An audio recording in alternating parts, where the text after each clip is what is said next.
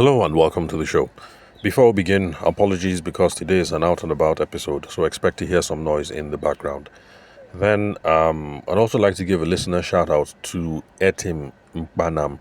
Hope I pronounced your name correctly. Forgive me because I'm a Tiv boy from Benue State, so a bunch of all these Nigerian names are, well, tribes I'm familiar with because I have in-laws from, Cross River, that part of the country. Well, I'm assuming that that's the part of the country you're from. But still, some of your names sound difficult to pronounce. Yeah, let's just put it that way. Anyway, so Etim Nkpanam, someone who reached out to me on LinkedIn. Well, we're connected on LinkedIn. He's in regional sales at the InterSwitch Group. Yes. Funny enough, I actually mentioned InterSwitch in the podcast episode that I did yesterday. That was before finding out that Etim and I were connected, and that was when I was running through the objection to sales. What did we do yesterday? And I can't remember the objection that we did yesterday anyway, but I remember putting up InterSwitch as a case study just in case you were involved in selling those sorts of things. Payment infrastructure to banks and then things like that.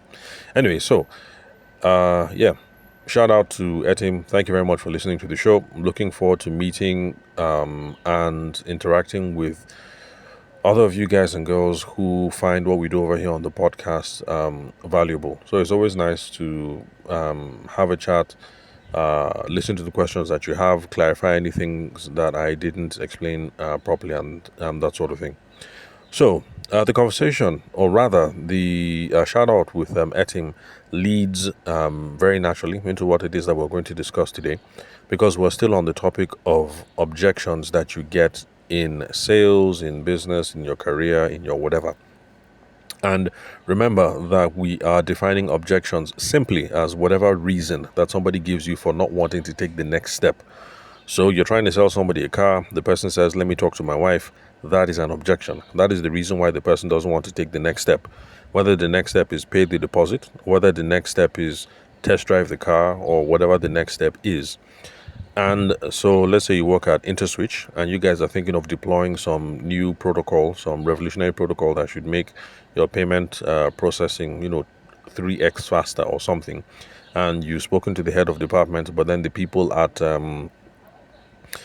in the tech department are fighting you, for whatever reason, whatever reasons that they give, those are objections for not wanting to go ahead with the agenda.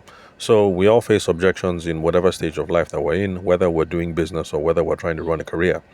So this podcast is looking at things primarily from a sales and business development perspective. So we're going to, what we're doing is running through objections, the usual objections that people face, and then coming up with solutions. And then those of you who are career oriented, or, you work in the civil service or whatever, you should be able to take these principles and then apply them to your situation. So, oh yes, and then before I continue, also another reminder that when we talk about objections here, we're talking about things that we can work around, but there are some times that what you're dealing with is not an objection, but it is a condition or a prerequisite. And when you're dealing with those sorts of things, you have to hit full stop because you cannot go ahead. The examples that I've given so far are if you're trying to sell alcoholic drinks or certain kinds of beverages, you cannot sell to people legally who are below 18. So if somebody says, you walk up to someone and you say, I have this Odogu bitters and blah, blah, blah, take it, you be a man, you be on fire, your girlfriend will, appreciate you, blah, blah, blah. You know the whole thing that people say. And the guy says, okay, cool, but I'm 15 years old. Are you sure I should be taking these sorts of things? The person says, I'm 15, then you stop. Because what we have here is a condition, it's a prerequisite. What you're doing is illegal, so you stop. And then the other example that I gave about a man, let's say you sell female shoes, you're having a conversation with a guy, and you think, no wahala, I should be able to make a sale out of this, even though he's a guy, because you think he can buy for his wife, he can buy for his girlfriend, he can buy for his daughter, he can buy for his sisters, or he can buy for his mom. That's the angle you're taking. But then as the conversation goes on, you find out that his wife is dead, he only has sons, his mom is dead, he has no female friends at the office, What else? He's currently not dating anyone. So that's an extreme example, but I'm using that to just flesh out the point that if you sell female shoes, you're talking to a man, you think you can make a sale because there should be a female in his life, but then you run into that one fellow who has no female connection whatsoever. That is a condition. You cannot sell the shoes because is the guy going to buy the shoes and then just keep them, I don't know, under the bed or in his living room and just look at them? So it's not going to work. So we also need to employ a certain level of discretion or common sense when we're having these conversations to try and figure out what are we dealing with. Are we dealing with an objection or are we dealing with a condition? If it's a condition, hit pause, or rather hit stop immediately. Try and get a referral. Get this guy to refer you to someone else. Maybe he's, I don't know, some female. Okay, no, he has no connection to females. Anyway, you get my point. If there's no road, then there's no road. Try and see how you can swing a referral out of it, or spend your time chasing someone else where you can get some possible business out of the situation. Now, today, the objection we're going to be looking at is I don't see how this can help me, or where people say I don't understand or whatever. Now, some of you might be thinking, really, do people say this? Yeah, they do. They just say it in different ways. And let me give you my own personal example. I was having a chat with someone who reached out to me on LinkedIn, company based in the Middle East, and they have some luxury goods. Went into conversations about how I can help them sell their products and services, or rather, I assumed that was what the conversation was about. But as the conversation moved on, and I'm asking more questions, it became clear that, well, first off, they have a whole bouquet of products and services. I wasn't sure which one that they had in mind, even though the conversation seemed to be going towards the luxury items. And it looked to me like they had everything pretty figured out. Like they have their own sales processes in place. They have their own marketing processes in place. Like they have everything kind of figured out. And so I was trying to narrow down, like, okay, if you guys are sorted, then like, why me? Like, why are we having this conversation? And the lady kept on, trying to move it back to Shah. I should go and see their associates in Abuja, their partners and their associates in Abuja, because this company is based in the Middle East, but they do some good business here in Nigeria. They have associates around. There's going to be a meeting, things like that. And like I said, I always want to be supportive, but I kept bringing it back to like, really, like, why am I showing up? Like, I don't understand, So, as you can see that this is a variation of, I don't see how this can help me. I don't understand what's going on, blah, blah, blah. And there are times that genuinely people just don't understand what it is that is going on. And that's the reason why they don't want to take the next step. Now, let me pause and get into the meat of today's episode, and then we'll close off the episode by letting you know how I resolved the whole situation of me not understanding and me not getting any more details. So, of course, when people say, I don't see how this can help me, I don't understand, blah, blah, blah, sometimes it's simply because the prospect does not understand the value proposition. They don't understand what is going to be of value or useful to them. They don't see how they fit into the picture. It's not tailored to their specific needs or to their context. And these things happen all the time. So back to the whole InterSwitch thing. So, for those of you guys in tech and financial services, what you do is inherently complex. So there are times that you're talking to someone and the person just doesn't understand the heads or the tail of what you are saying. You could be talking about this protocol, that protocol, but the MD of the bank, all he knows is that, well, payments go through, people don't complain. He doesn't appreciate the scope of the problem. So sometimes this kind of thing comes up when people are just lost. You're talking, but they are lost. They don't see the situation, where to go, whether to go left or whether to go right. Sometimes the people do understand what you're talking about, but they don't see a reason for the change because there is no urgency. Because they really think, look, everything is fine the way we are. So yeah, Mr. So-and-so, I understand how this your fintech works and everything and all whatnot. But to be honest, it's not like we're having any problems anyway. So like, I really don't see any reason why I don't understand why we're having this conversation. Like, we're good. No yawa, as in nothing happened. There's no problem here. Then sometimes people say, I don't see how this can help me, I don't understand, and all these sorts of things, because they don't trust you or they don't trust your company, because they're unsure about your credibility or your expertise. And remember, I said Nigerians are very nice people. Like the people of the United Kingdom. I lived and worked there for a while. They're also very, very nice people. So instead of them coming out to say, look, I think you're a 419er, or I think you're smoking crack, or buzz off, they will come up with all these polite ways of, I don't understand. I don't say this can help me. Let me think about it. Give me your material. Let me have some more time. They don't want to be rude. So sometimes people just don't trust you. Now, if you've been listening to the other episodes that we've done so far, if this is your first episode that you're listening to of the podcast, then you need to scroll back, let's say 4 or 5 episodes, where you're going to have the introduction, where we did the introductory episode to what is an objection, what's a condition, how do we deal with rejection, the philosophy about how we deal with these sorts of things. You need to go back and listen to that episode so you get caught up to speed. Because what I'm saying right now is I'm just breezing through. It's pretty much a summary. So now, how you deal with these sorts of concerns, how you address them, for those who've been listening for a while, remember, I said that we have to empathize because nobody likes to feel like they're a fool or what they're saying doesn't make sense. So, yeah, you can empathize with them like, yeah, Oga, madam, I understand, though, yeah, it can seem pretty confusing. In fact, when I started this whole gig, the thing might used to confuse me, especially when we're on this and this and that and that and that. I used to get confused as well. That's the empathize bit. So, let people know that they're not daft because they're confused or they're not lying. So the whole point with empathizing is it creates some buy-in, people let their guard down, and you're able to now ask questions.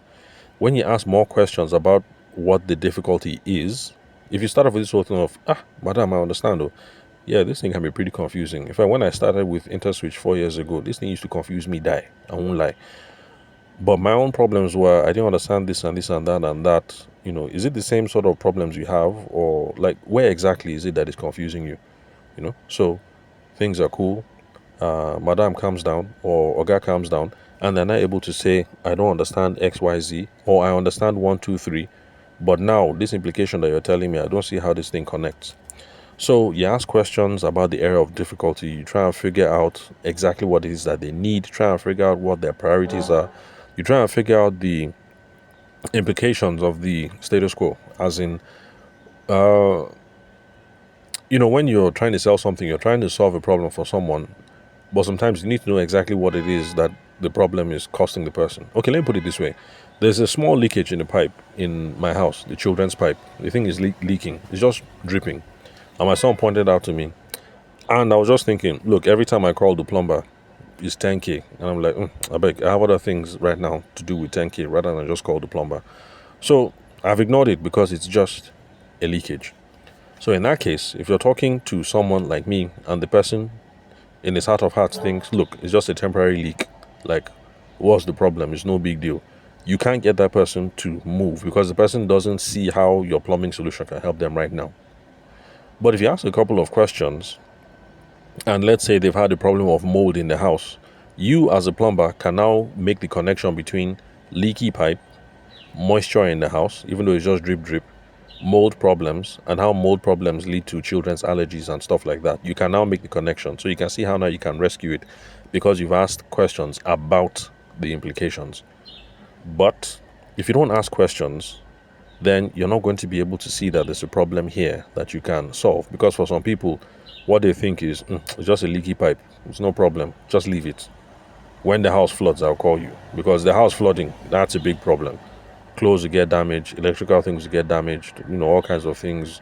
You have to clean the carpet, the house will be smelling, blah, blah, blah, all that jazz. But some people need to ask questions about the implications because right now they just think it's a small problem. The thing will go away. Or it's a small problem. I'll deal with it next week, next month, next year, next decade, next whatever. So we should be asking all these questions. Now, the whole point of asking questions to try and figure out their priorities, their needs, or the implications of what is working and what is not working and what they find difficulties, that is what is going to allow us to refocus the conversation to now show that this is how we're different from other people, or to show the long-term value prop. That is how you're going to be able to now argue back to the plumber case that, okay, yeah, this thing is a leaky pipe. But you've been talking about how the children are sneezing, runny nose, blah, blah, blah. Okay, these are the kind of things that contribute to this kind of problem. So yes, madam has been complaining. You think it's just leaky pipe and it's a small problem. But okay, this is a serious issue. We're in rainy season. The thing is dripping, small, small, small. Now mold is entering the house. Your children are sneezing and running nose. Before you know it now, sir, allergy. People will now be in hospital. They will now be doing nebulizing and everything. So, Oga, yeah, this thing is just a leaky pipe, but Oga, reason them now. Just think it. If I bring this connector, bring that whatever, my labor will be 4K. Everything is just going to be 12K. So if you just do this 12K now, you sort out all these, you cut out all these problems that you're going to go and face in the future. So that's the whole way that you're going to argue this whole thing, and that's because you're going to be able to slow things down. Say, okay, yeah, I understand how. I understand. I see how you think. This thing is not going to help you because it's only a small leak. It's just dripping. Even me, before I became a plumber, that's how I used to reason this thing, and I just ignore it. You ask a couple of questions, you can now refocus the conversation. So, ask the questions, get all the data that you need, then you'll be able to show how you're different, show the long-term value proposition. Or, worst case scenario, sometimes there's no headway. The person doesn't understand, the person doesn't understand. We can't, we're salespeople, we're not miracle workers.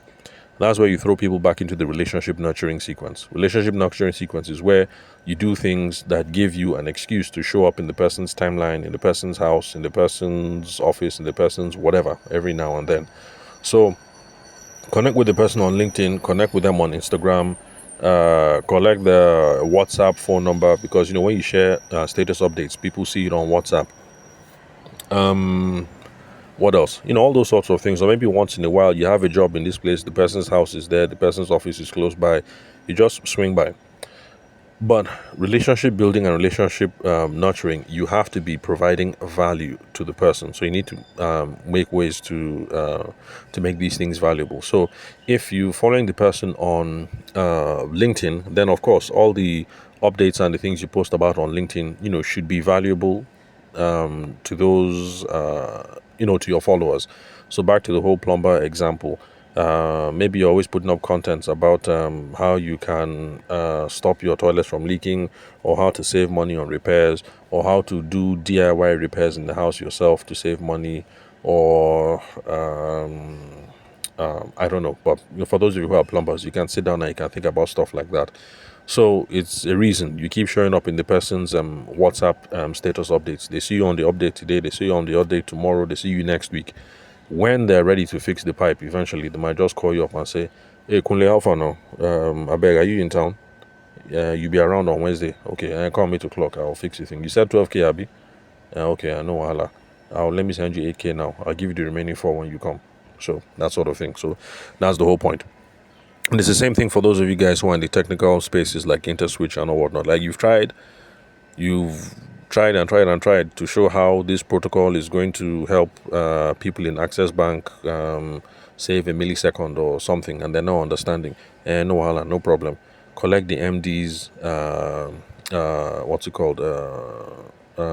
Instagram handle, or no, not Instagram. That's not professional. What's the other one? LinkedIn. Yeah, collect the guy's LinkedIn handle, follow the guy, and then you continue to just post normally.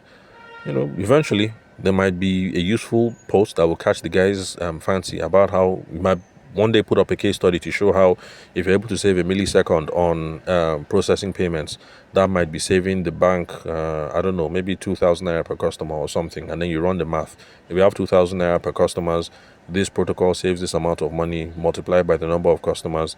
Oh, by the way, I'm not in the fintech and payment space and all that, so I'm just making stuff up here. But you guys who this is your job, so Etim and Co, you and your colleagues, it's the principle that counts. So just follow me on the principle, even if with this scenario that I've made up, it doesn't quite jibe. You get my point. So with helpful case studies that you see and or not, the bank MD might be able to say later on that, oh, okay, yeah, this is that Kunle guy, or this is that Chinyere girl that came. Well, it's beginning to make more sense now. Let me just send the guy a DM. Let me send the lady a DM. Let's have another meeting and let's see how. So you might be able to push the thing forward. So that is the general approach when we're dealing with objections. First of all, lean in, empathize. Nobody likes to feel like they're an idiot or less than. Let them know that what they're going through is perfectly fine. It's okay. You will reduce the tension. You'll be able to ask some questions. With the questions, you get more data. With the data, you're going to be able to refocus the conversation, or you're going to be able to make a new proposal, or a proposal that is much more appropriate or tailored, and that gives you chances of closing the deal. For people that you cannot make a way forward, like I said, we are salespeople, we're not miracle workers.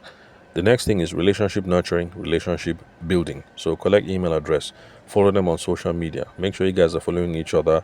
Come up with a plan. Pass with the office in 2 or 3 weeks' time and drop a case study that is something that might be of something of value to them. Things like that. Anything that just gives them cause to remember that, okay, that's that Chinyere lady. She came to the office last month. That sort of thing. So when they're in the frame of mind to buy, hopefully they should remember to call you. um, some of you might say, but this thing is not guaranteed. Yes, nothing in sales is guaranteed. What we're just trying to do is we're trying to raise the odds in our favor. It's all about the probability thing. So we're trying to increase the odds, increase the probabilities in our favor. So we keep on going through with all these best practices, and then over time, things work out not too bad for us if you're doing things the best you can. So 20 minutes. Let me bring this to a close. I've done too many 30-minute episodes. So just like Etim and I are connected on LinkedIn, connect with me. Would nice to hear from you. Would be nice to have a small chat back and forth. My name is Tabashima Ayede. I'm the host of the show. You can confirm the spelling of my name from the link where you're currently listening to this episode. My email address is there in case you're one of those email boys or girls. Then, WhatsApp, my phone number 080-6466-2140. The country code is +234 for those of you who are not Nigerian. So thank you very much for your time and attention. I'll catch you guys at the next recording. And we will be staying on topic. There's going to be another objection. I can't tell you what that is right now because I have to consult my little sheet where I write down all the things that we are going to be talking about. So I'll catch you guys tomorrow if all goes well.